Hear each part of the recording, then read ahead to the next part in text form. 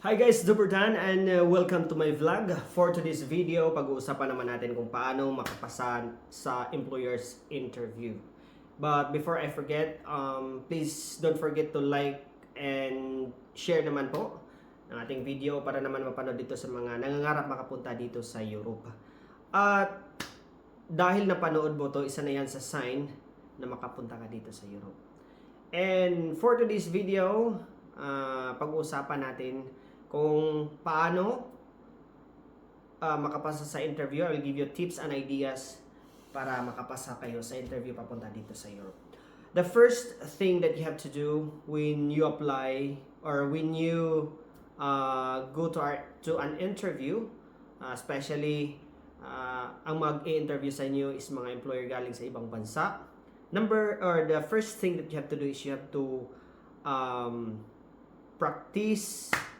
You have to review, study muna kayo habang nandyan pa kayo sa bahay nyo, kung ano yung mga possible questions, mga questions and answers, mga question ng mga employer na itatanong sa'yo. Siyempre, inline yun sa in-applyan mong trabaho. Mag-research muna kayo kung ano yung mga possible questions, ano yung mga possible answers.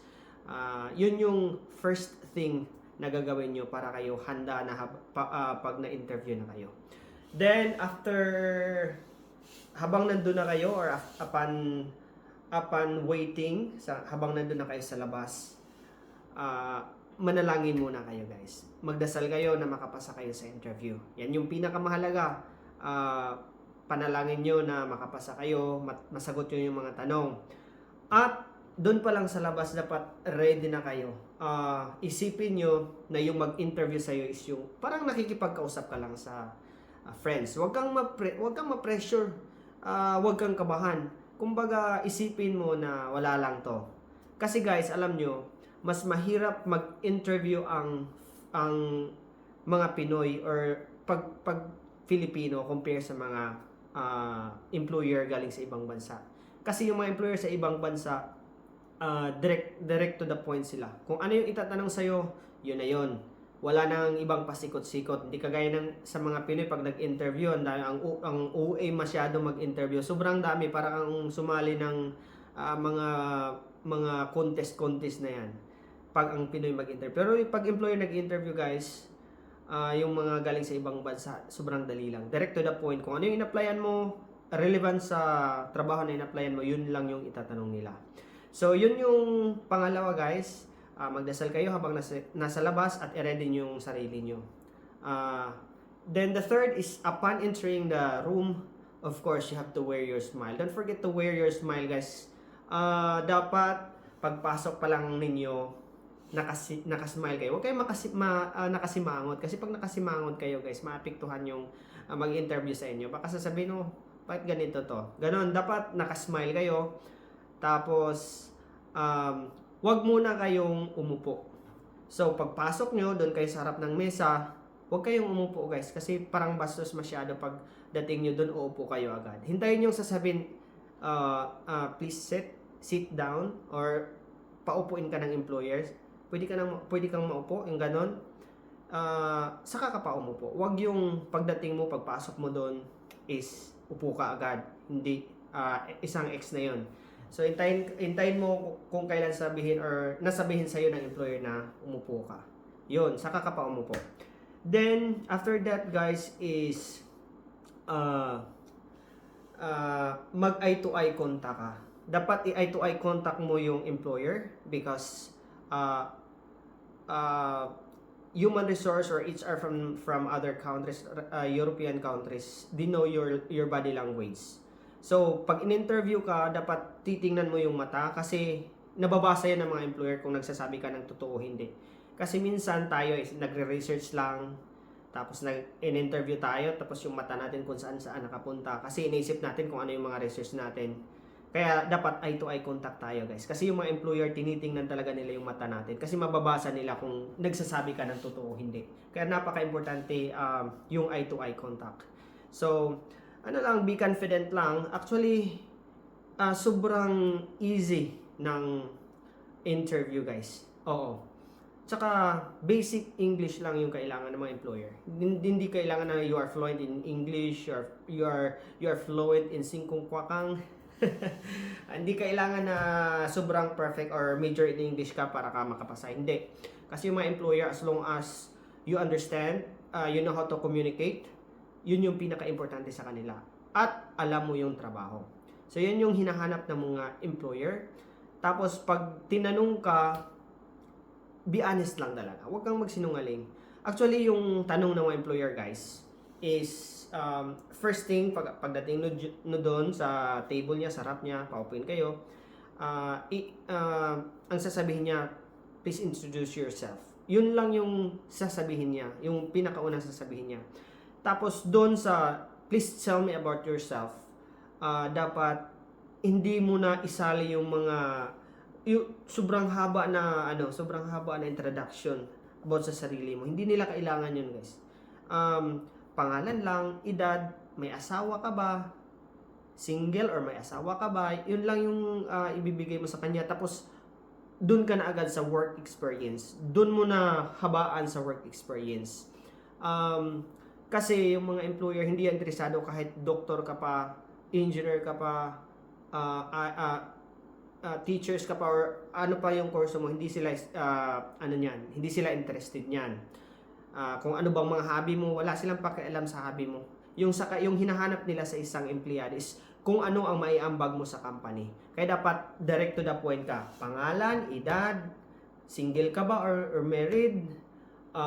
Pwede mo isali kung saan ka nakatira sa Manila ka ba or sa Visayas or Mindanao para malaman nila na nag-effort ka talaga from Mindanao, nag-effort ka pumunta sa para malaman din nila.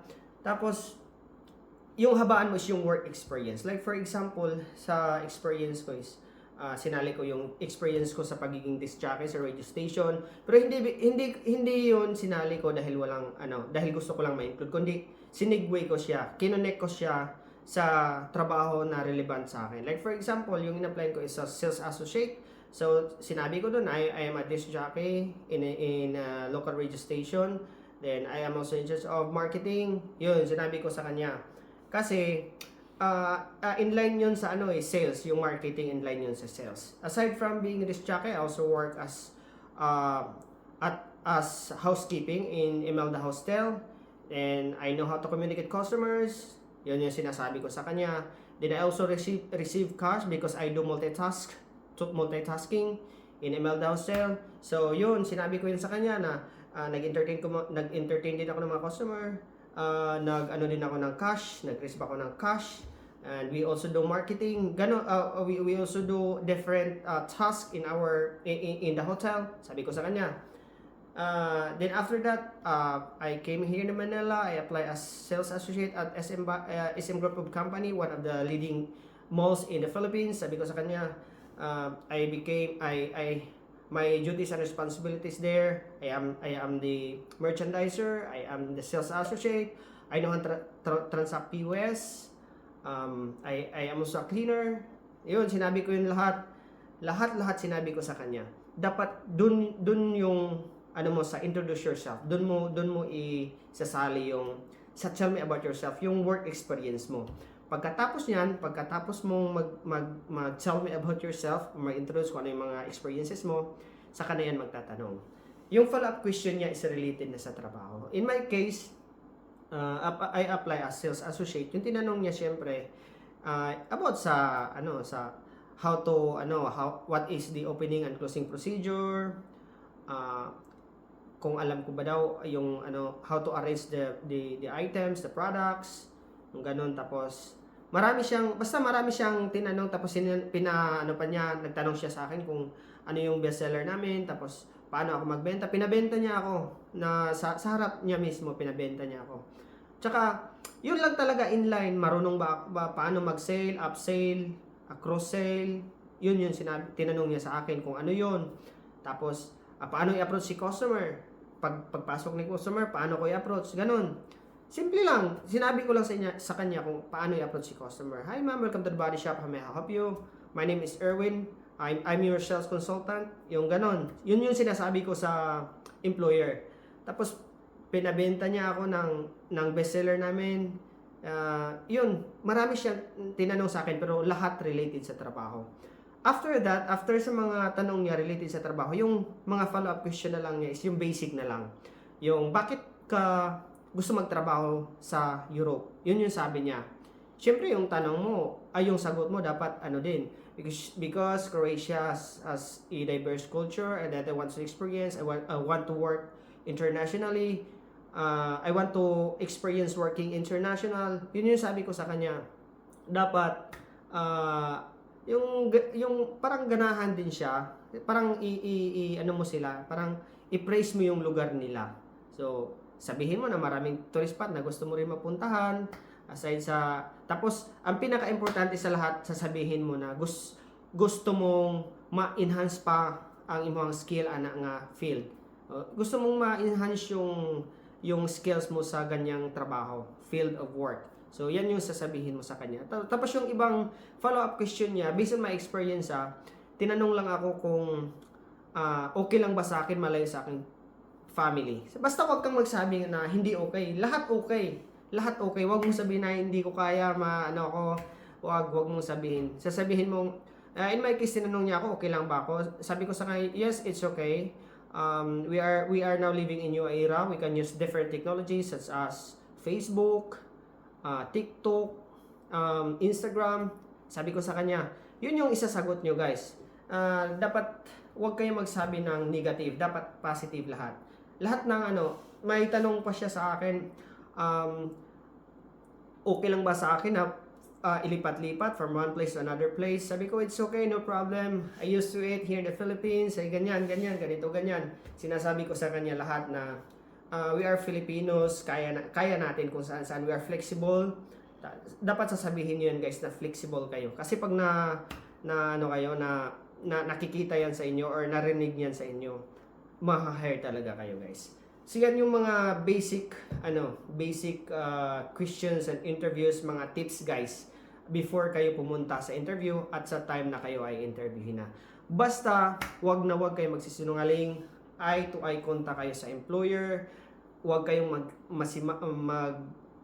wag sumingamangot yung mukha nyo, dapat naka-smile para doon pa lang makikita na employer na qualified ka. At saka dapat hindi ka talaga kabahan guys. Kaya once na kinabahan ka, na pressure ka sa loob ng room kung saan ka interviewin, magpapanik ka na, wala ka na may sasagot. Ma-mental block ka na. So, focus ka lang, huwag kang kabahan, relax. Tapos, kung ano yung itatanong niya, yun lang din yung sasagutin mo. Kaya, yan lang po yung mga tips and ideas na gusto kong i-share sa inyo guys. Again, don't forget to like and share para naman mapanood dito sa mga nangangarap makapunta dito sa Europe at para din matulungan natin sila. At isa na kayo dyan.